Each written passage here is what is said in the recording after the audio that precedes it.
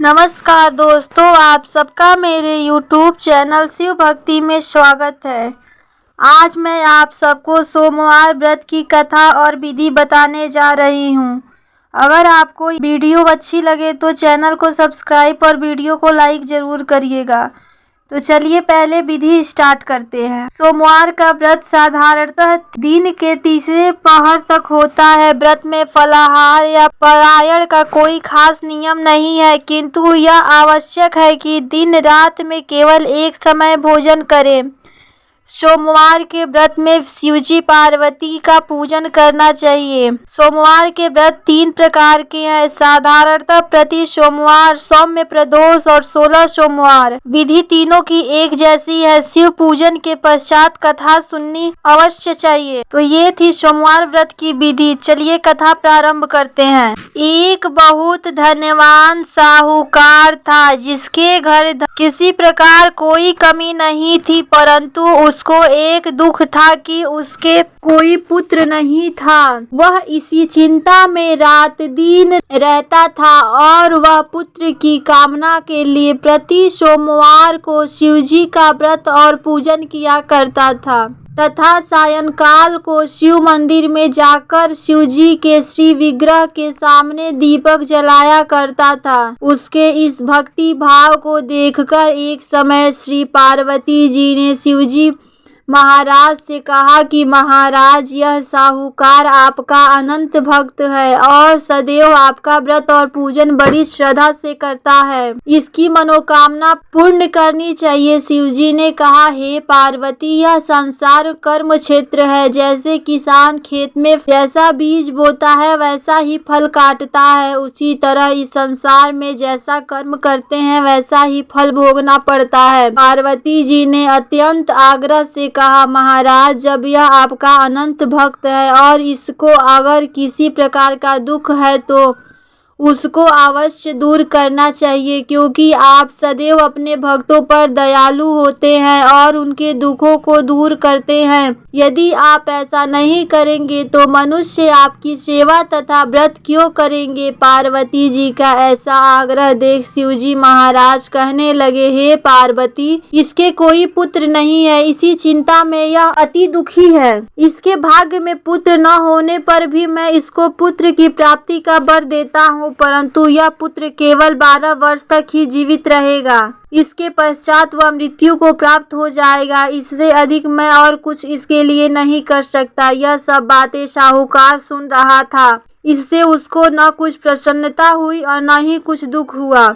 वह पहले जैसे शिवजी महाराज का व्रत और पूजन करता रहा। कुछ काल व्यतीत हो जाने पर साहूकार की स्त्री गर्भवती हुई और 10वें महीने में उसने एक सुंदर पुत्र को जन्म दिया। साहूकार के घर में बहुत खुशी मनाई गई, परंतु साहूकार ने उसकी केवल 12 वर्ष की आयु जान कोई अधिक प्रसन्नता प्रकट नहीं की और न ही किसी को भेद ही बताया। जब वह बालक 11 वर्ष का हो गया तो उस बालक की माता ने उसके पिता से विवाह आदि के लिए कहा, तो वह साहूकार कहने लगा कि अभी मैं इसका विवाह नहीं करूँगा, अपने पुत्र को काशी जी पढ़ने के लिए भेजूंगा। फिर साहूकार ने अपने साले अर्थात बालक के मामा को बुलाया, उसको बहुत सा धन देकर कहा, तुम बालक को काशी जी पढ़ने के लिए ले जाओ और रास्ते में जिस स्थान पर भी जाओ यज्ञ करते हुए ब्राह्मणों को भोजन कराते हुए जाना। वह दोनों मामा भांजे यज्ञ करते और ब्राह्मणों को भोजन कराते हुए काशी जी जाने लगे। काशी जी जाते समय रास्ते में एक शहर पड़ा। उस शहर में राजा की कन्या का विवाह था और दूसरे राजा का लड़का जो विवाह करने के लिए बारात लेकर आया था वह एक आंख से काना था। उसके पिता को इस बात की बड़ी चिंता थी कि कहीं वर को देखकर कन्या के माता पिता विवाह के लिए मना न कर दे। इस कारण जब उसने अति सुंदर सेठ के लड़के को देखा तो मन में विचार किया, क्यों न दरवाजे के समय इस लड़के से वर का काम चलाया जाए। ऐसा विचार कर वर के पिता ने उस लड़के और मामा से बात की तो वे राजी हो गए। फिर उस लड़के को वर के कपड़े पहना तथा घोड़े पर चढ़ावा दिया गया और दरवाजे पे ले जाया गया और सब कार्य संपन्नता से पूर्ण हो गया। फिर वर के माता पिता ने सोचा कि यदि विवाह कार्य भी इसी लड़के से करा लिया जाए तो क्या बुराई है। ऐसा विचार कर लड़के और उसके मामा से कहा, यदि आप फेरे का और कन्यादान के काम को भी करा दे तो आपकी बड़ी कृपा होगी और मैं इसके बदले में आपको बहुत कुछ धन दूंगा। तो उन्होंने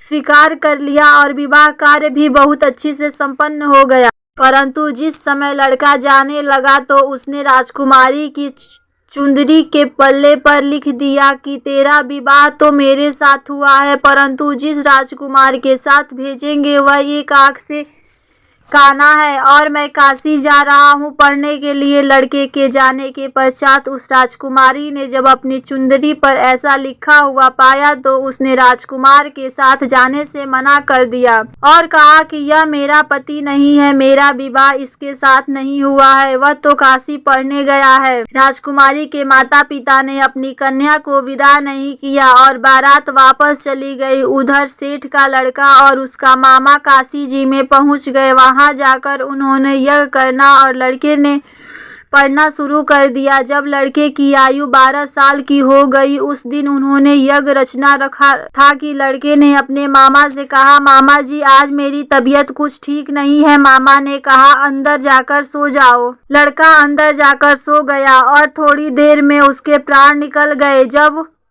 उसके मामा ने आकर देखा तो वह मुर्दा पड़ा है तो उसको बड़ा दुख हुआ और उसने सोचा कि अगर मैं अभी रोना पीटना मचा दूंगा तो यज्ञ का कार्य अधूरा रह जाएगा। अतः उसने जल्दी से यज्ञ का कार्य समाप्त कर ब्राह्मणों के जाने के बाद रोना पीटना आरंभ कर दिया। संयोग बस उसी समय शिव पार्वती जी उधर से जा रहे थे। जब उन्होंने जोर जोर से रोने की आवाज़ सुनी तो पार्वती जी कहने लगी, महाराज कोई दुखिया रो रहा है, इसके कष्ट को दूर कीजिए। जब शिव पार्वती ने पास जाकर देखा तो वहां एक लड़का मुर्दा पड़ा था। पार्वती जी के कहने लगी, महाराज यह तो उसी सेठ का लड़का है जो आपके वरदान से हुआ था। शिव जी कहने लगे, हे पार्वती इसकी आयु इतनी ही थी सो यह भोग चुका है। तब पार्वती जी ने कहा, हे महाराज इस बालक को और आयु दो, नहीं तो इसके माता पिता तड़प तड़प कर मर जाएंगे। पार्वती जी के बार बार आग्रह करने पर शिवजी ने उसको जीवन वरदान दिया और शिवजी महाराज की कृपा से लड़का जीवित हो गया। शिव पार्वती कैलाश पर्वत चले गए। तब वह लड़का और मामा उसी प्रकार यज्ञ करते तथा ब्राह्मणों को भोजन कराते अपने घर की ओर चल पड़े। रास्ते में उसी शहर में गए जहां उसका विवाह हुआ था। वहां पर आकर उन्होंने यज्ञ करना आरंभ कर दिया तो उस लड़के के ससुर ने उसको पहचान लिया और अपने महल में ले जाकर उसकी बड़ी खातिर की। साथ ही बहुत दास दासियों सहित आदर पूर्वक लड़की और जमाई को विदा किया। जब वह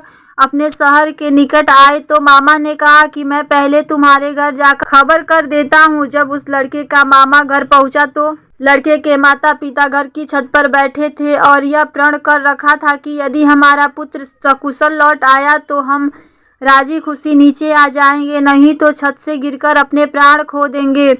इतने में उस लड़के के मामा ने आकर यह समाचार दिया कि आपका पुत्र आ गया है तो उनको विश्वास नहीं हुआ।